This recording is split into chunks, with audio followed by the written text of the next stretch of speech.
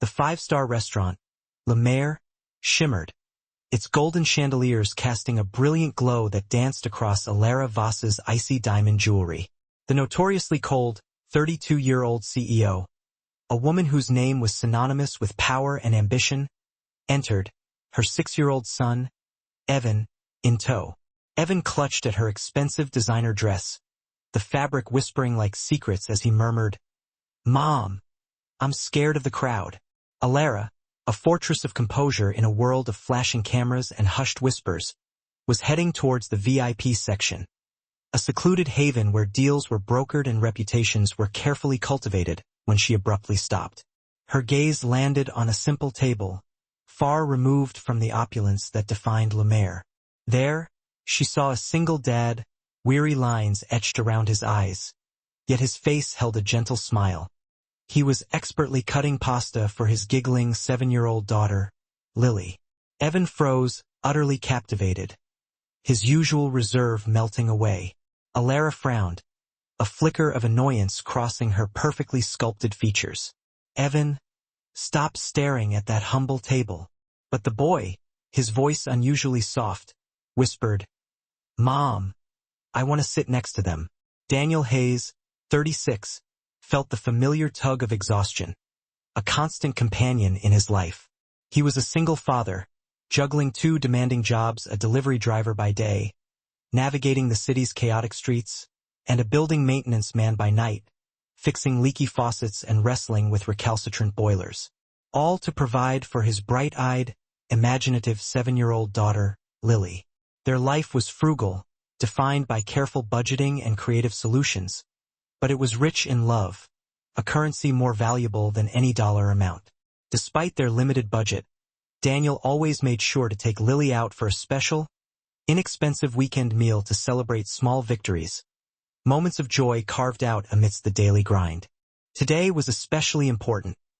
Lily had brought home a perfect report card, a testament to her hard work and Daniel's unwavering support. Billionaire was far out of their league, a shimmering mirage of unattainable luxury. But Daniel had discovered a small, hidden cafe next door, a cozy haven that served excellent pasta at prices they could afford. When a well-meaning but slightly confused staff member at the cafe mistakenly seated them in a quiet, low-profile corner of the main, high-end Billionaire dining area, Daniel didn't correct them. He feared the shame of being moved, the awkward explanation, the potential dimming of Lily's radiant smile. He simply wanted Lily to enjoy the fancy lights, the shimmering chandeliers that transformed the room into a fairy tale palace, for just one evening. Lily was a ray of sunshine, bright, curious, and remarkably friendly, always eager to strike up a conversation with anyone nearby. She was currently lost in admiration of the chandeliers, her eyes wide with wonder, entirely unaware that the most powerful, most photographed woman in the city was about to walk into her life. Alara, meanwhile, had chosen this evening for a carefully orchestrated soft media reintroduction to the public. After months of ruthless deal-making and corporate restructuring, she needed a controlled moment of humanity, a calculated act of kindness to counteract her icy corporate image. She had planned to take the discreet VIP table, a strategically chosen location for maximum impact, but Evan refused to budge. "Mom, I want to sit with that girl," Evan insisted, tugging on her sleeve. "She looks so happy." Alara, a woman whose life revolved around logic, strategic planning, and meticulously calculated risks, was surprised by her son's raw, uncharacteristic display of emotion.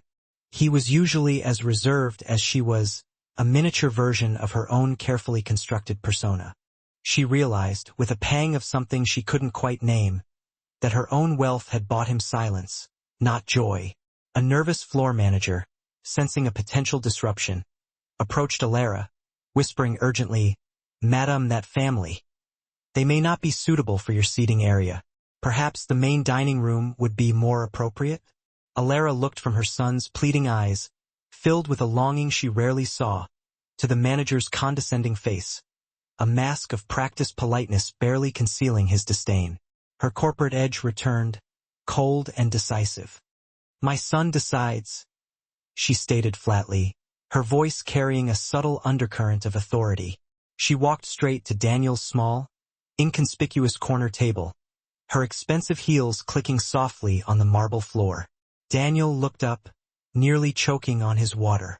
He found himself face to face with Alara Voss, the woman whose face graced every business magazine, a symbol of power and ruthless ambition. Alara skipped the pleasantries, her delivery direct, almost startling. "My son wishes to join your table. May we?" Lily, delighted by the prospect of a new playmate, beamed. "Yes, you can sit right here, miss." Daniel, flustered by the overwhelming smell of expensive perfume and the sheer presence of the billionaire, quickly pulled out a chair for her. In that moment, he felt a profound sense of disorientation, as if a character from a different book had wandered into his own. She belongs to another world entirely, he thought. Why would she want to sit with us? The two children instantly connected. Evan, reserved moments ago, was captivated by Lily's infectious laughter and her easygoing nature. They spoke about school, cartoons, and their father's superpowers, their voices rising and falling in a symphony of childhood exuberance. Daniel and Alara, two people worlds apart in wealth and status, sat in an awkward, profound silence. The only thing they shared, in that moment, was the deep, protective love for their children, a fierce and unwavering devotion that transcended social barriers.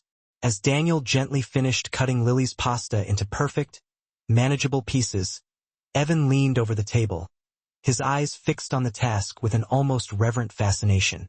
Alara watched Daniel's hands, strong, scarred hands that had clearly known hard work, hands that spoke of a life lived outside the sterile confines of boardrooms and executive suites. She realized that Daniel, despite his modest job, provided a fundamental tactile connection that her highly paid assistants and nannies simply could not replicate. Her world was one of delegation, of outsourcing every aspect of her son's life. Daniel's was one of personal execution and care, a world where love was expressed through action. The contrast was devastatingly clear, a stark indictment of her own choices. The boy asked Daniel, his voice soft with genuine need, "Sir, can you cut mine for me too?" Alara froze entirely. Her son Evan had never asked anyone other than his full-time nanny to perform such a simple, loving act. He trusted the stranger instantly, recognizing the pure intention in his kindness. A group of powerful clients, seated at a nearby table, immediately noticed the scene. The aloof billionaire sitting awkwardly with a visibly poor single father.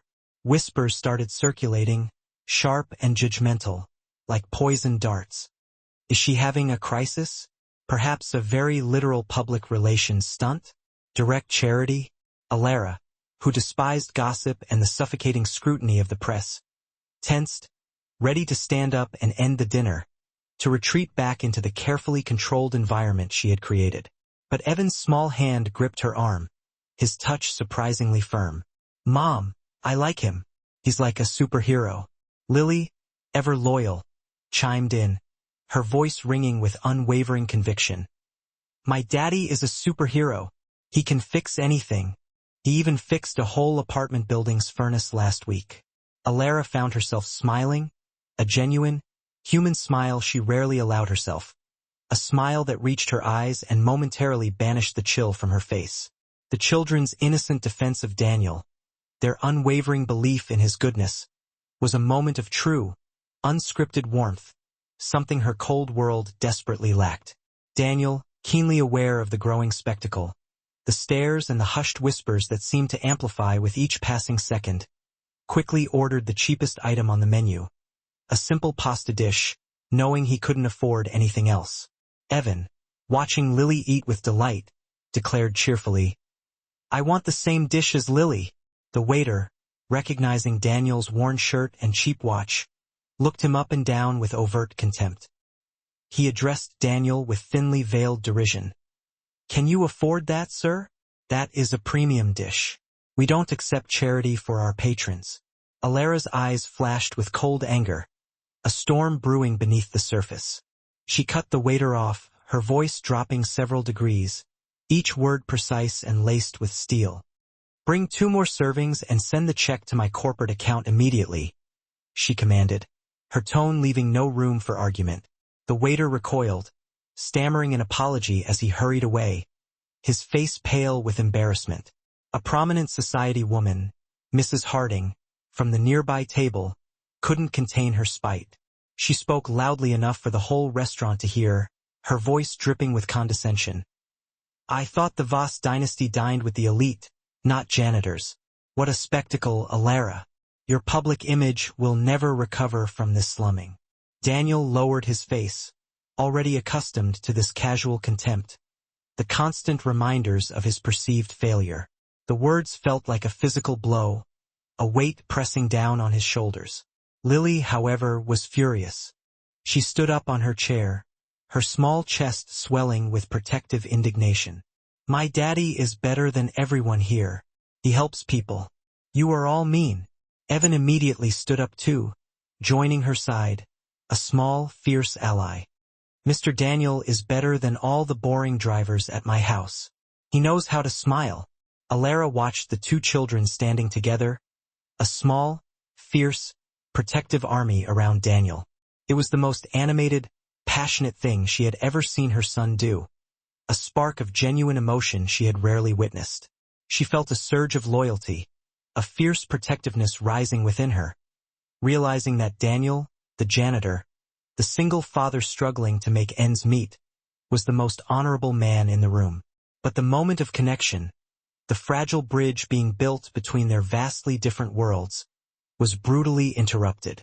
Alara's personal assistant rushed into the restaurant, her eyes wide with panic, her composure shattered. "Miss Voss, emergency board meeting. Someone is trying to stage a corporate coup. They have evidence." The entire restaurant turned to watch. Alara's face, usually so composed, went visibly pale. Her hand began to tremble uncontrollably. The pressure, the exhaustion of fighting to maintain control in a cutthroat world, finally shattered her carefully constructed facade. Daniel, instantly assessing her, recognized the physiological signs. Acute stress leading to hypoglycemic collapse. His trauma training, dormant for years, kicked in instantly, overriding the years of quiet resignation. He didn't hesitate. He grabbed the glass of water and a packet of sugar from a discarded coffee service and shoved them into her hand, his movements precise and efficient. His hands moved with the speed and precision of a man who makes split-second life or death decisions, a man accustomed to chaos and crisis. The floor staff whispered in astonishment, their eyes wide with disbelief. How did he know? Before the assistant even noticed, he just fixed the billionaire. Alara drank the sweet, cold water and, after a few frantic minutes, her breathing stabilized. She looked up at Daniel, her voice trembling with shock and gratitude. Why did you help me? You didn't owe me anything. After the way they treated you." Daniel's gaze was steady, focused on Evan, who was now clutching his mother's arm, terrified. "Because your son needs his mother alive," he simply said, his voice devoid of judgment. "And no mother, regardless of who she is, should collapse in front of her child." As the color returned to Alara's cheeks, a profound realization washed over her. Lying back in the expensive leather booth, surrounded by people who relied on her wealth and power, the only person who saw her as a vulnerable human being, stripped of her corporate armor, was the man everyone else had dismissed. He didn't see the CEO, the target, or the charity case. He just saw a mother in danger. That level of simple humanity is alien to my world, she realized, the weight of her isolation pressing down on her.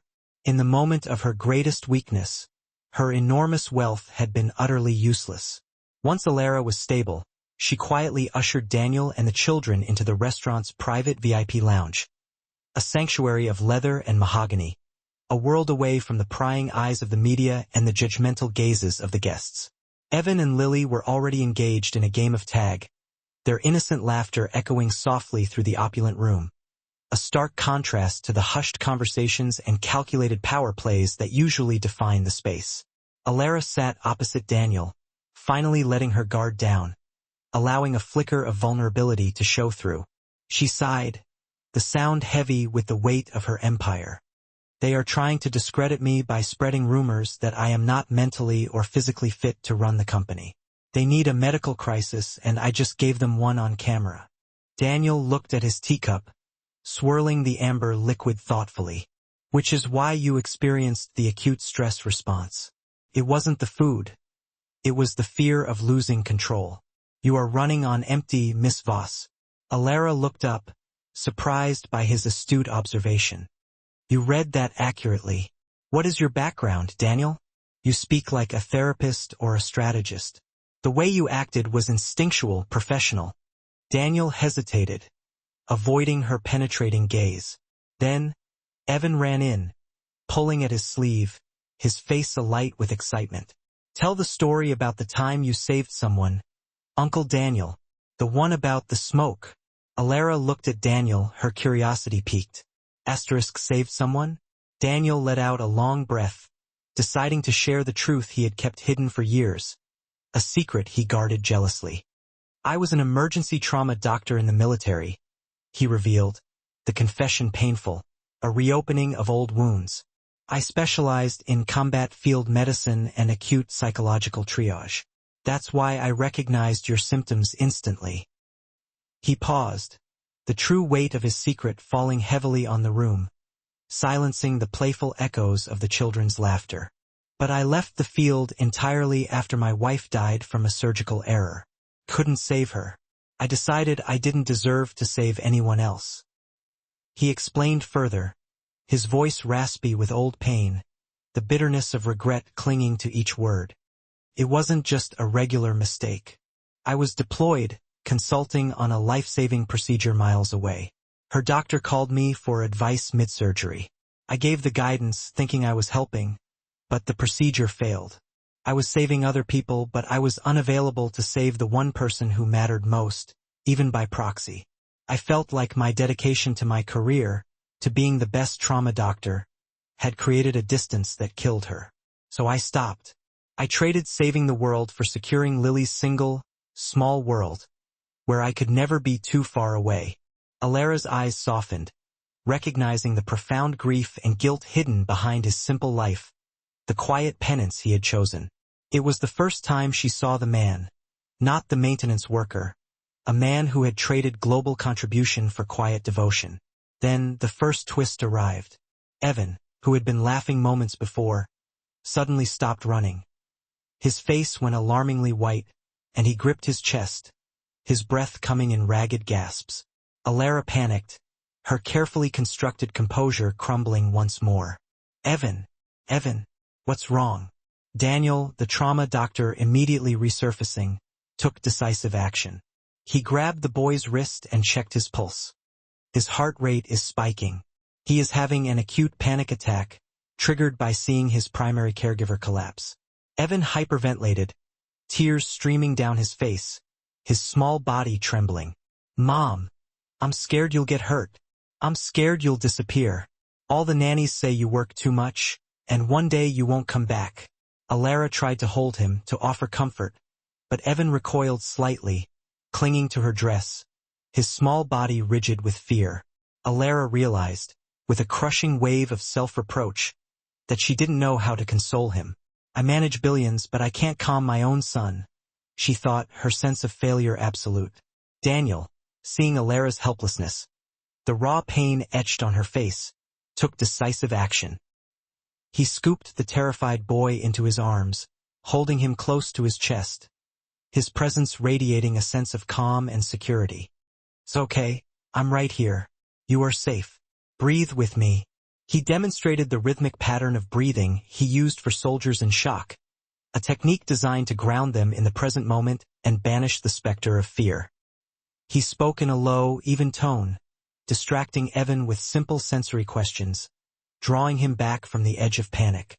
Evan, can you feel my shirt? What color is it? Can you count the lights above us? Evan followed Daniel's steady rhythm, clinging to his calm voice like a lifeline. Minutes later, the boy's breathing normalized. His body relaxed fully against Daniel's chest. A complete physical surrender, a trust freely given. He whispered, his voice still shaky, You smell like clean air, Uncle Daniel. Alara watched the scene. Daniel, the single dad, the maintenance worker, holding her fragile son, and her eyes welled up with silent tears. She had never seen such instant, profound trust placed in anyone outside of herself. She realized that her wealth had robbed her son of the simple security that Daniel provided naturally, the unspoken promise of safety and care. This single, brief exchange of physical comfort, the feeling of strong arms and a steady heartbeat, was more powerful than years of purchased childcare, more valuable than all the expensive toys in his cavernous playroom. The second twist immediately followed. Alara's assistant burst back into the room, phone pressed to her ear, her voice frantic. Miss Voss, the video of you collapsing in the restaurant is going viral. The board is meeting to invoke the fitness clause. They will use it to strip you of your position. Alara sank into the chair, devastated, the weight of her crumbling empire pressing down on her. They will use this public weakness against me. It's over. Daniel stood up, his voice decisive and firm, the voice of a man who makes critical decisions under fire, a man who knows how to lead in a crisis. You are not a cold CEO, Miss Voss. You are a mother, and they are using your motherhood against you. Alara broke down, the tears finally flowing freely, a torrent of suppressed emotions unleashed. No one, she choked out, her voice barely a whisper. No one has ever said that to me before. Everyone just sees the corporation. Daniel placed his hand on her shoulder, his touch surprisingly gentle. Let me help you. You don't fight a coup with power. You fight it with truth. He quickly and methodically analyzed the situation. The timing of the board meeting, the assistant's sudden appearance, the immediate leak of the video. He saw the operation not as a business problem but as a hostile tactical maneuver, a carefully orchestrated attack designed to cripple her. The person running this coup needed more than just a boardroom vote. Daniel stated, pointing to the facts with unwavering clarity. They needed public outrage to pressure the external shareholders. The swiftness of the viral video leak, combined with your assistant's exact panic timing, proves this was coordinated. The head of operations, Mr. Sterling, has always wanted your chair. He hired the assistant specifically to gather compromising evidence. That leak was intentional, designed to look accidental. He accurately identified the hidden player behind the corporate conspiracy, the reason for the attack, and the exact strategy needed to spin the media narrative. We don't deny the collapse. We reframe it. We call it what it is. A mother's exhaustion from fighting a hostile corporate takeover designed to damage her family's legacy.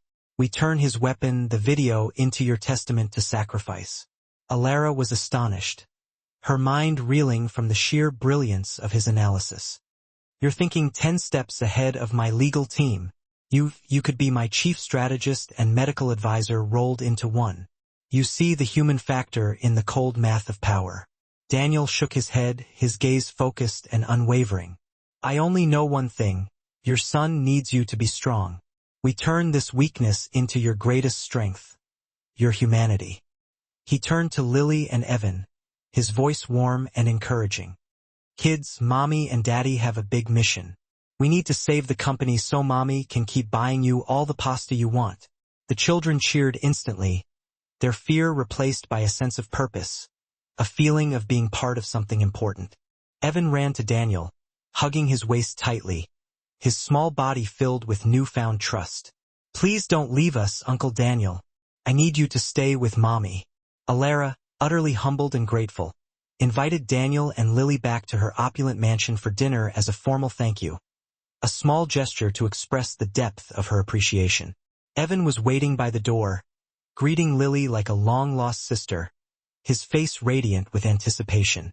They immediately ran off to explore the grand house, their combined laughter filling the previously echoing halls, transforming the sterile silence into a symphony of childlike joy. They found Evan's colossal playroom, which was full of unopened, expensive toys, a testament to Alara's attempts to compensate for her absence with material possessions. Lily immediately began showing Evan how to build a secret base using old blankets and cushions, an exercise in simple imagination that Evan had never experienced, a stark contrast to the structured, adult-led activities that usually filled his days. The mansion, which Alara had always felt was a cold monument to her success, a symbol of her ambition, suddenly felt like a home, filled with warmth and laughter. Daniel entered the magnificent living room, feeling completely out of place, like a character from a different story who had wandered onto the wrong set. He adjusted his collar nervously, his discomfort palpable. "This place, it doesn't belong to me." Alara offered a gentle, genuine smile, a warmth that radiated from her eyes and softened her features. "Tonight it does. Please just be yourself." The dinner was the antithesis of the stressful restaurant scene. It was warm, relaxed, and intimate, a sanctuary of genuine connection. For the first time in years, Alara laughed wholeheartedly, her cold mask completely gone, her vulnerability on full display. Lily entertained them all with stories of her dad's superhero moments, how he once fixed a burst water heater in the middle of the night and rescued a fat, stuck neighborhood cat, her voice ringing with pride and affection. Evan listened captivated, laughing so hard he nearly fell off his chair, his face flushed with genuine joy. Alara realized that while her life was built on billion-dollar transactions, complex deals negotiated in hushed boardrooms, Daniel's was built on human connection and genuine service, acts of kindness and compassion that touched the lives of those around him. Alara found herself watching Daniel in the kitchen, his sleeves rolled up, helping the chef plate the food, his movements efficient and effortless. A strange, unfamiliar warmth spread through her chest, a feeling she couldn't quite name, a sense of peace she had long forgotten. She saw the competent, caring doctor blending seamlessly with the humble maintenance worker, a complete man who embraced both his strengths and his vulnerabilities. Later, Alara and Daniel had a quiet conversation in the library, a room lined with leather-bound books that had never been opened. They were sipping tea, the delicate porcelain cups a stark contrast to the raw emotions that hung in the air. "How do you manage to be so present?" Alara asked, her voice tinged with envy, a longing for something she felt she had lost. "I have entire teams for my son, yet I miss everything. I delegate comfort, joy, and basic care. I delegate Evan." Daniel smiled sadly, a hint of regret in his eyes. "I don't delegate because I can't afford to, but more importantly, I don't delegate because I realize the hard way that presence is the most precious thing we own. Every time I cut Lily's pasta or fix a broken toy, I'm securing a memory with her. My time is my only wealth now, Alara. You have infinite financial capital, but I have infinite time capital for my daughter." Evan tugged on his mother's hand, his eyes wide with admiration as he watched Daniel interact with Lily. "Mom, Uncle Daniel is just like a father to me. He makes things okay." Alara froze, her son's simple, unguarded statement striking the deepest, most sensitive chord in her heart. Evan was voicing the need for the stability and masculine warmth that her work had never allowed her to provide, the absence of a steady, guiding hand in his life. Alara led Daniel out to the massive, empty terrace, gazing over the city lights, a glittering panorama of her success. "For years, I believed I could buy everything my son needed," she confessed, her voice soft and vulnerable, stripped of its usual steel. "But tonight, I realized I bought him loneliness. You gave him 10 minutes of belonging that my entire fortune couldn't purchase." Daniel nodded slowly, his gaze thoughtful. "Money creates distance, Alara, but love closes it. You just have to choose which one you value more." Alara walked to the edge of the terrace, looking out at the city, the symbol of her ambition and her isolation. "I spent my life fighting to be seen as a warrior. I built a wall of ice to protect myself from the world and my own grief. But that wall didn't keep the danger out. It kept the love out. Tonight, you didn't just save my company. You saved my heart from freezing over." Alara stopped Daniel at the mansion's massive oak door, her eyes filled with a mixture of gratitude and newfound hope. She looked him directly in the eye, not as a CEO, but as a woman making a plea, a vulnerable human being seeking connection. "Will you come to the company tomorrow? I need someone I can absolutely trust by my side. I need your clarity, Daniel. I need the man who sees the person behind the title." Daniel looked down at her, seeing a woman broken by her own success, a woman who had lost her way in the pursuit of power, but now radiating a glimmer of hope, a yearning for something more. He nodded, his decision made. For your son, I will be there. I promise to protect the woman he needs. The next morning, Daniel walked into the emergency shareholders meeting with Alara, Lily, and Evan walking in front of them, their hands linked, a picture of innocent, united strength. This time, they were not hiding. They were Alara's foundation, the source of her strength, the reason she was fighting. The tension in the room was suffocating, a palpable force that pressed down on everyone present. The conspirator, Mr. Sterling, the head of operations, smirked, ready to present the viral video as proof of Alara's incompetence, the final nail in her coffin. Sterling, a man who believed power was exclusively earned through ruthless ambition, was confident of victory, his eyes gleaming with anticipation. Daniel stepped forward calmly, commandeering the presentation screen with an air of quiet authority that silenced the room. He quickly and methodically broke down the viral video, using his observational and analytical skills, not just as a doctor but as a former trauma strategist, trained to see patterns and connections that others missed. He proved the video was deliberately filmed by a low-level assistant hired by the head of operations, and the leak was timed precisely to cause maximum damage, a calculated act of sabotage designed to undermine Alara's leadership.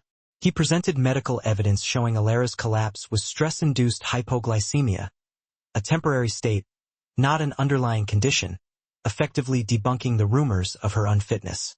Then, Daniel shifted his focus, moving beyond the facts to address the underlying motivations, the human element that drove the conspiracy. He didn't just present the facts. He presented a philosophy, a different way of seeing the world. This is not a medical report. It is a character analysis, Daniel stated, his voice ringing with authority, his gaze unwavering as he looked directly at the shareholders, challenging their assumptions, forcing them to confront the truth. Mr. Sterling used Miss Voss's moment of human weakness, her exhaustion from working tirelessly for this company, to attempt a hostile takeover. This company is built on strength, and Miss Voss's greatest strength is not her cold logic but the sheer effort she exerts for her family and her company. The head of operations sputtered in denial, his face turning bright red, his carefully constructed facade of respectability crumbling under the weight of Daniel's accusations. This is outrageous slander. Who is this maintenance man? Daniel produced documented evidence, a digital trail of communications that exposed the entire calculated attempt to strip Alara of her leadership, including Sterling's direct instructions to the assistant to film and leak the video. The shareholders were shocked, their faces etched with disbelief. They immediately turned on the conspirator, condemning him for his betrayal and profusely apologizing to Alara for their doubts. Sterling was escorted out of the meeting, his reputation and career instantly ruined, his ambition having consumed him. A major shareholder, Mrs. Harding, the woman from the restaurant who had so readily condemned Alara, stood up, addressing the room, her voice now respectful, tinged with admiration. Who is this man? His competence is stunning. Who found this evidence? Alara looked directly at Daniel, her eyes filled with gratitude and newfound affection, a silent acknowledgement of the profound debt she owed him. He is Daniel Hayes, and he is the only person who never turned his back on me. He is the man who saved my life and reminded me how to be a mother. And from today, he is my chief strategy and wellness officer. His job is to remind this entire corporation of the human factor we forgot. The board, witnessing Daniel's quiet power, his unimpeachable loyalty, and his sheer analytical brilliance, immediately offered him a permanent position as the chief health and security advisor for the entire corporation, recognizing the invaluable asset they had stumbled upon. They understood they were getting a strategist and a doctor disguised as a maintenance worker, a man whose unique perspective could transform their company. Daniel, finally finding his purpose again, a way to combine his skills and his values, looked at the contract, his brow furrowed in thought. He firmly refused the standard terms, his gaze unwavering. I will only accept if Lily and Evan are part of this arrangement. My work schedule must allow me to remain a fully present father. They are my priority, not a negotiation point. My presence here is a commitment to a better work-life balance for every parent in this company. Evan ran up and hugged Daniel's leg, his face alight with joy. Please stay forever, Uncle Daniel. I need you here. Alara's voice was soft, almost a whisper, as she looked at Daniel.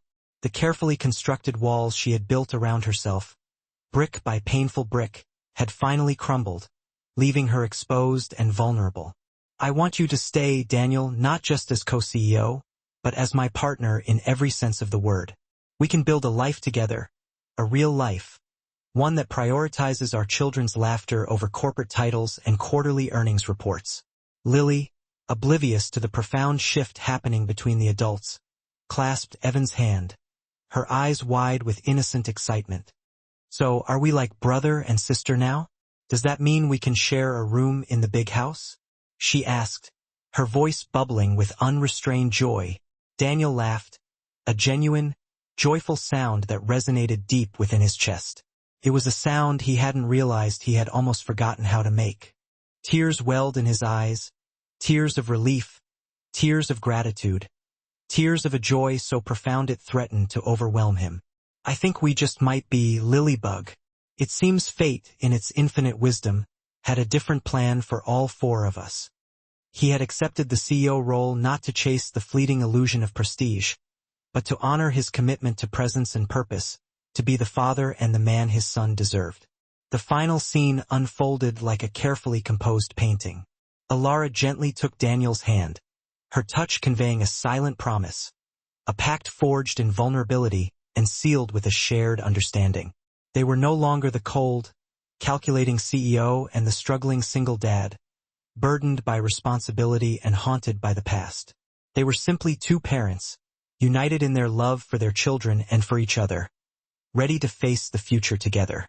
The two children, radiating boundless energy, ran ahead, their laughter carried on the gentle evening breeze.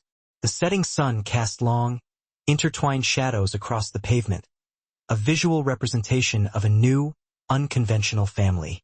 This family wasn't created by blood or by the superficial ties of wealth and social status, but by a shared moment of raw vulnerability, by earned respect, and by the unwavering power of unconditional love. It was a testament to the idea that family could be found in the most unexpected places, woven from the threads of kindness, compassion, and unwavering support. If you believe stories like this, stories of hope and second chances, stories that remind us of the enduring power of human connection, deserve to be told and shared, leave a comment and subscribe. Let's celebrate the messy, beautiful, and ultimately triumphant stories of love and family in all its forms.